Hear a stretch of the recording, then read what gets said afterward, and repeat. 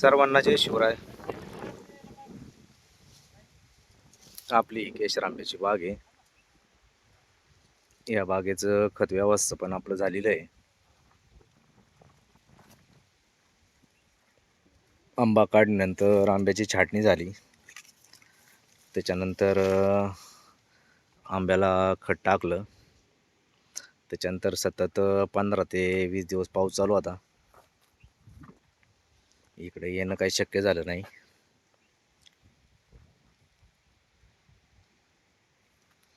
आणि दोन्ही साईडने ट्रॅक्टर घातला होता, या गल्लीत तिकडल्या एका गल्लीत.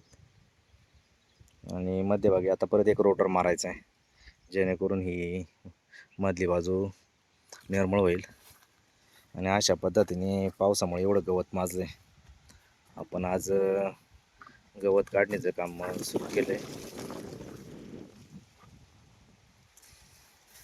म्हणजे या गवतामुळे जवळजवळ आंब्याचा श्वासच कोंडलेला आहे.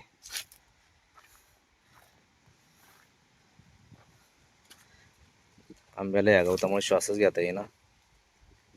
त्याच्यामुळं गवत काढण्याचं काम चालू केलं आहे, जेणेकरून आंब्याला व्यवस्थित श्वास घेता येईल. जे आपण डोस दिलाय तो गवत खाऊन घेणार नाही, आंब्याला व्यवस्थित पोचेल.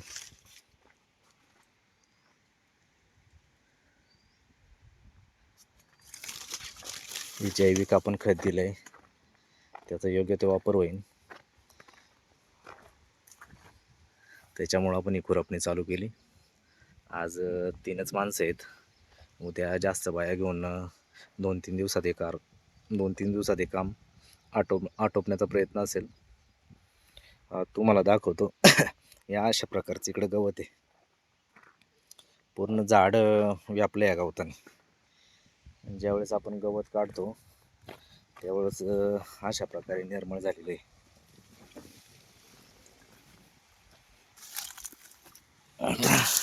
आता आपले आंब्याचं खोड आहे, एक खोड पण बऱ्यापैकी निर्मळ झाले आणि आंबा आपला व्यवस्थित श्वास घेईल अशा प्रकारचं ह्या साईडला काम झाले. गवत काढल्यानंतर एवढी साफसफाई झाली.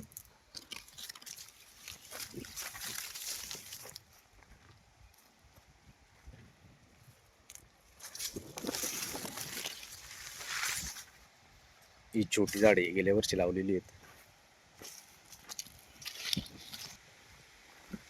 या आधीच गवत आणि गवत काढल्यानंतर अशा प्रकारे आपली झाडं होतात. पूर्ण आपलं झाड सुटकेचा श्वास सोडतंय, त्याला श्वास चांगला घेता येतोय गवत काढल्यानंतर. आणि त्याची डेव्हलपमेंटसुद्धा हे गवत काढल्यानंतर चांगलीच होणार आहे. 2-3 दिवसात काम उरकल्यानंतर पुन्हा एकदा झाडांना एक फवारणी घ्यायची, जेणेकरून बुरशी पकडणार नाही.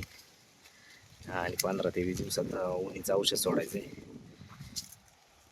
जी काय मार्गावरती थोडीफार ऊन येईल तिथं नायनाट होईल, झाडाला कुठल्याही प्रकारचा धोका उद्भवणार नाही. अशा प्रकारचं काम करायचं आहे. सध्या आता 2 वाजलेले, जेवणाचा टाईम झालेला आहे. जेवून घ्यायचं आहे, त्यानंतर पूर्ण कामाला लागायचं आहे.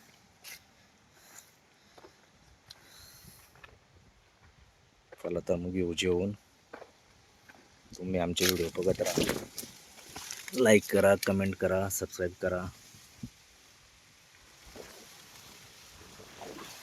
पूर्ण बाग करून व्हिडिओ अपलोड करू,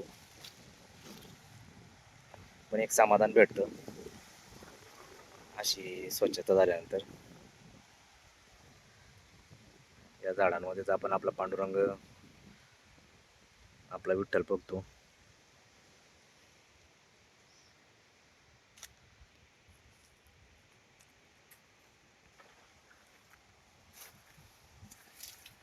चला तर मग सर्वांना बाय बाय. रामकृष्ण हरी.